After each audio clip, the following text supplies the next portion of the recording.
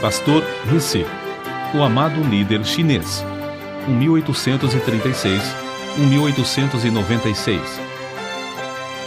Acontecera o impossível e toda a população se condoía de tal tragédia.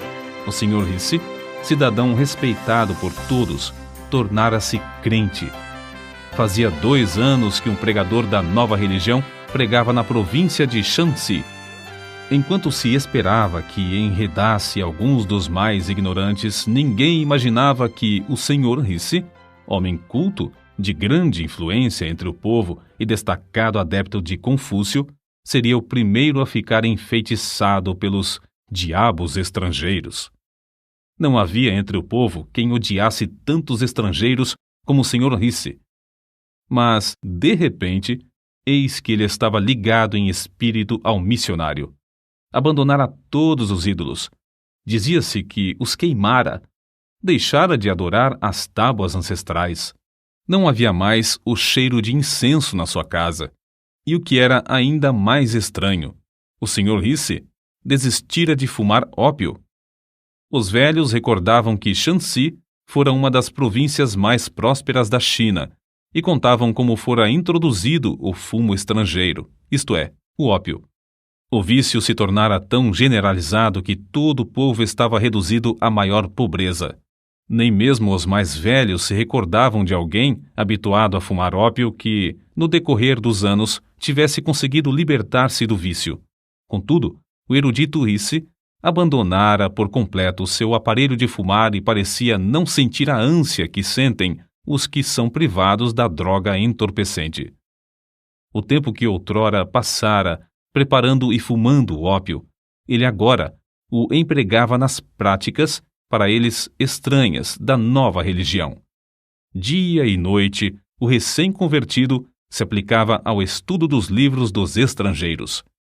Às vezes, cantava de uma maneira singular, e outras vezes de joelhos, e com os olhos fechados falava ao Deus dos estrangeiros, o Deus que ninguém via e que não tinha santuário para localizar-se.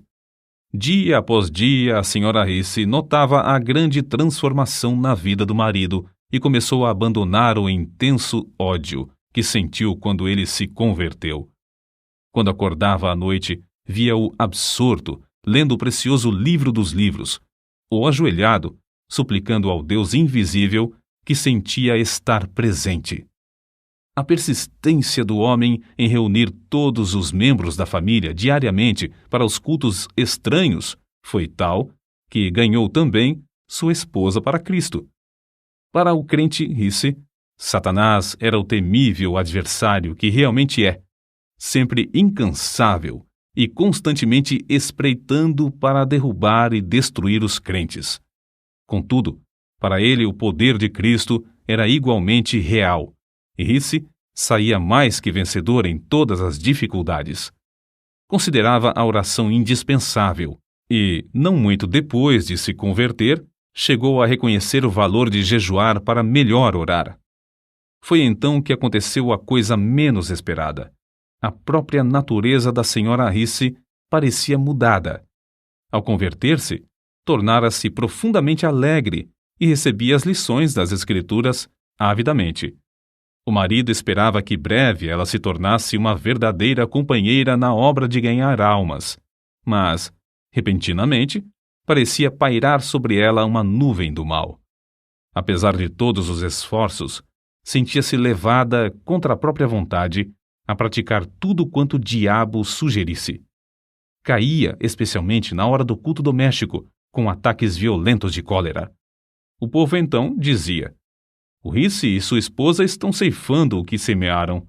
É, como afirmamos desde o começo, uma doutrina do diabo.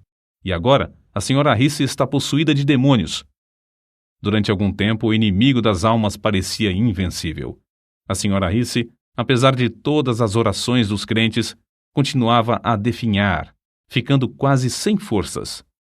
Nesta altura, Rissy, confiando no poder de Deus, chamou todos os membros da família para jejuarem e dedicarem-se à oração. Depois de orarem 3 dias e 3 noites seguidas em jejum, Rissy, sentindo-se fraco no físico, mas forte no espírito, pôs as mãos sobre a cabeça da esposa e ordenou, em nome de Jesus, que os espíritos imundos saíssem para nunca mais a atormentarem. A cura da senhora Risse foi tão notável e completa que houve grande repercussão em toda a cidade. O povo reconhecera o poder dos demônios sobre o corpo e ali, diante dos olhos, estava agora a prova de um poder maior do que o do diabo. Mas foi o Sr. Risse, mais que qualquer outra pessoa, que se aproveitou dessa sensacional maravilha. Esforçou-se desde então de uma maneira nova a proclamar o Evangelho e dedicou-se, com crescente fé em Cristo, a orar sob todas as circunstâncias. Assim, de uma maneira simples e natural, Risse confiava que o Senhor faria o que prometera em Marcos, capítulo 16, versículos 17 e 18. Estes sinais acompanharão aos que crerem. Em meu nome expulsarão demônios, falarão novas línguas, pegarão em serpentes, e se beberem alguma coisa mortífera, não lhes fará dano algum, e porão as mãos sobre os enfermos, e estes serão curados. Em resposta à oração desse humilde crente, o Senhor cooperava com ele e confirmava a palavra com sinais, como em Samaria, Lida e outros lugares aos tempos dos apóstolos. E, tal qual os tempos antigos, homens e mulheres, ao verem o poder de Deus, convertiam-se ao Senhor. Nunca antes houve alguém para contrariar a Satanás em toda a província de Shanxi. Portanto, não é de admirar que ele estivesse enfurecido. Isso também foi como nos tempos antigos. A perseguição, entretanto, se tornou mais e mais severa até que, por fim, o povo planejou, ao tempo de uma grande festa pagã, passar cordas por cima dos caibros nos templos idólatras e pendurar todos os crentes pelas mãos até que se retratassem e negassem a fé na religião dos estrangeiros. Ora, Risse era tão prático como espiritual e levou o caso ao conhecimento das autoridades. Era novato na fé e não conhecia bem trechos das Escrituras como estes: Não resistais ao mal, e minha é a vingança, eu recompensarei, diz o Senhor. Fez tão grande alvoroço perante o mandarim que este, para se ver livre do homem, mandou soldados para defenderem os crentes. A perseguição, por isso, fracassou. O povo, assombrado da religião dos estrangeiros, submeteu-se. E grandes multidões afluíram aos cultos. Contudo, Risse, com o passar do tempo, sentia-se descontente. Os crentes não se desenvolviam como ele esperava. As pequenas igrejas, apesar de todos os seus esforços para alimentá-las, não cresciam. E, com qualquer perturbação, grande número de crentes se desviava da fé. Entre os seus próprios escritos, há um relato que mostra como, nesse tempo, Risse viu seu erro e se deu à oração. Por causa das investidas de Satanás, dormimos, eu e minha esposa, durante o espaço de 3 anos, com a roupa que vestíamos de dia, a fim de melhor poder vigiar e orar.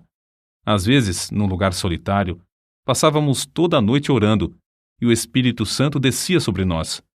Sempre cuidávamos de pensar, falar e nos comportar de modo a agradar ao Senhor, mas então reconhecíamos, como nunca, a nossa fraqueza, que de fato não éramos coisa alguma, e nos esforçávamos para saber a vontade de Deus. Não há talvez maior prova de verdadeira conversão do que a influência sobre o próximo. Depois de Risse procurar estar mais perto do Senhor, foi eleito chefe pelo povo do vilarejo onde morava, cargo que recusou de início, porque não podia participar dos ritos no templo pagão. Mas esse fato foi previsto pelo povo, de modo que insistiram para que aceitasse a magistratura com a condição de ficar desobrigado de quaisquer solenidades que diziam respeito aos deuses. É somente ele nos mandar e nós faremos, dizia a multidão.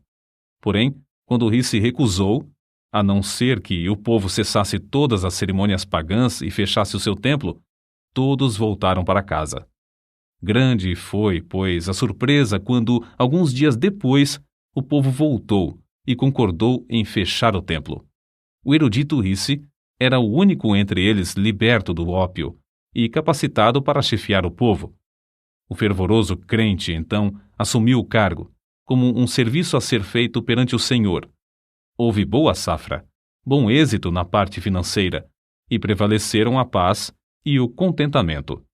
Foi reeleito para o 2º ano e para o 3º, mas quando reeleito para o 4º ano, recusou o cargo, insistindo em dizer que devia entregar todo o seu tempo na obra de evangelização, obra que aumentara grandemente. Quando o povo elogiava pela boa maneira como servia a todos, ele respondia com um sorriso. Agora, os ídolos por certo já morreram de fome, e seria mais econômico se os não ressuscitasseis. Foi uma lição prática e que perdurou por muito tempo. O grande problema que o pastor Risse tinha de enfrentar era o da salvação de um povo dado a fumar ópio.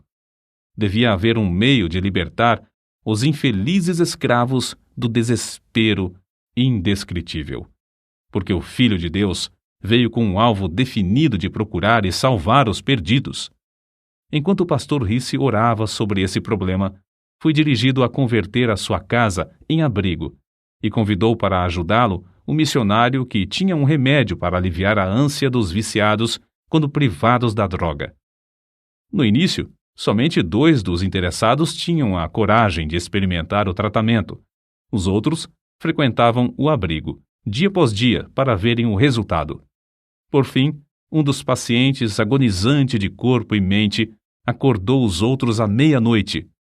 Em resposta às orações, o Senhor, que é o mesmo ontem, hoje e para sempre, o aliviou imediatamente. O gozo do homem que fora liberto era tanto que um após outro dos mais interessados solicitaram permissão para começar o tratamento imediatamente.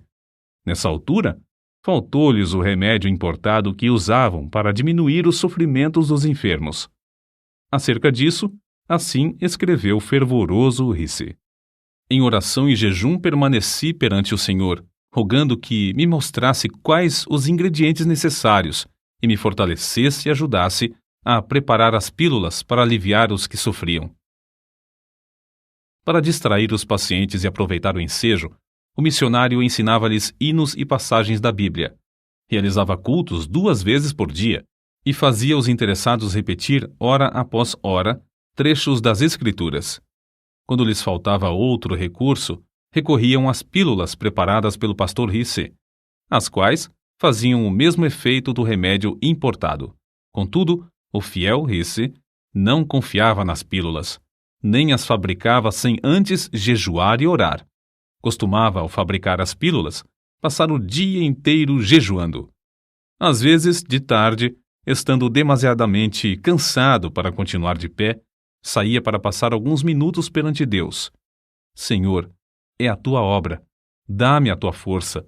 Era o seu pedido, e sempre voltava renovado, como se tivesse comido e descansado. Um dos segredos do incrível êxito do pastor Risse na obra do abrigo era a audácia do seu amor para com os infelicitados cativos do vício do ópio. Amor que o levou a persistir e sacrificar tudo por eles. Quando caíam em alguma falta, ou mesmo tramavam para o derrubar, suportava tudo como somente o amor sabe suportar. Quanto mais o pastor Risse orava, tanto mais Deus aumentava a obra. E quanto mais crescia a obra, tanto mais ele sentia o anelo de orar. Em vez de ficar escravizado pelas inumeráveis obrigações, deliberadamente dedicava horas, e mesmo dias, frequentemente em jejum para orar perante o Senhor a fim de saber a sua vontade e receber da sua plenitude. Certo dia, quando assim orava, o Senhor o impressionou profundamente acerca do povo da cidade de Shaocheng, que vivia e morria sem saber o caminho da salvação. Mas como podia ele abrir outro abrigo em uma cidade da qual não conhecia os costumes? Como podia arranjar tempo? Porém, enquanto orava, o Senhor lhe disse: todo o poder me é dado. Mas como podia ir sem recursos? Não possuía dinheiro suficiente para pagar a passagem até aquela cidade. Persistiu em orar, e o Senhor continuou a aplainar as dificuldades. Dinheiro? Era de dinheiro que precisava para abrir os corações e ganhar almas? Se o Senhor chamava, não supriria a ele todo o necessário? Os muros de Jericó não caíram rentes ao chão sem a intervenção de mãos humanas? Assim, ao findar o ano de 1884, 5 anos depois da sua conversão, o pastor Risse era o dirigente de uma obra que se estendia de Tengitsuen, ao sul de onde morava, até Shaocheng, 60 quilômetros para o norte. Havia então 8 abrigos e um bom número de congregações espalhadas entre eles. Mas o pastor Risse não podia conter-se. À distância de um dia de viagem, ainda mais ao norte, estava a grande cidade do Rochal. Constrangido pelo amor de Deus, suplicava ao Senhor que o usasse para iniciar uma obra ali. Todos os dias orava insistentemente por Rochal, no culto doméstico. Por fim, a senhora Risse não mais se conteve e perguntou: Já oramos durante tanto tempo. Será que agora não convém agir? Por certo, se tivéssemos dinheiro, respondeu seu marido. No dia seguinte, o pastor Risse, no culto doméstico, orou como de costume. Ao findar a reunião, a esposa, em vez de retirar-se, avançou e colocou um pacotinho sobre a mesa, dizendo: Acho que o Senhor já respondeu às nossas súplicas. Admirado e ignorando o que ela queria fazer com aquele gesto, tomou o pacote da mesa. Continha algo pesado, embrulhado em várias tiras de papel, e dentro do papel, um lenço. Ao abrir o lenço, encontrou os objetos mais prezados por uma senhora chinesa: anéis, pulseiras, brincos, grampos de ouro e de prata, objetos que lhe foram presenteados quando se casaram. Com os olhos cheios de lágrimas, ele olhou para a esposa e notou pela primeira vez a diferença na sua aparência, sem os enfeites usados pelas mulheres casadas. Não havia mais aliança no dedo e, em vez dos enfeites de prata nos cabelos, viam-se as tranças seguras por fios de barbante. Quando ele quis recusar a oferta, ela insistiu alegremente, dizendo: Não faz mal, posso dispensar essas coisas. Rochal deve ter o evangelho. O pastor aceitou a oferta de sua esposa e sabia que ela representava profundo sacrifício. A doação foi suficiente para construir o abrigo, que logo se tornou um centro de luz e bênção na grande cidade. Depois de abrir o trabalho em Rochal, realizou-se uma convenção na qual foram batizados 70 dos novos convertidos. O poder de Deus era tal e a assistência tão grande às reuniões que foi necessário realizar os cultos ao ar livre, apesar das grandes chuvas. Como o evento se deu após um grande período de seca, os crentes não queriam orar ao Senhor para que retivesse a chuva. Certo moço endemoniado, do abrigo de Shaocheng, assistiu a essa convenção. Quando o poder de Deus começou a cair no culto, ele se tornou violento, tentando destruir-se e ferir as pessoas que estavam em redor.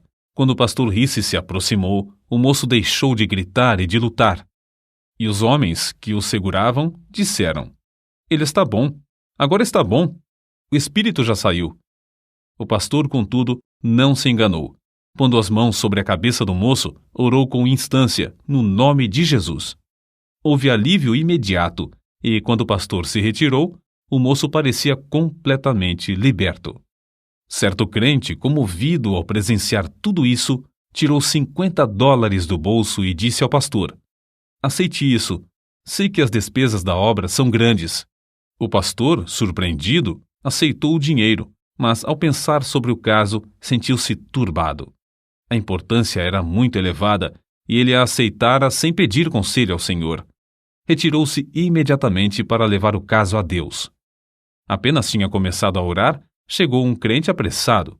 O endemoniado estava mais violento do que nunca, e os homens não podiam segurá-lo.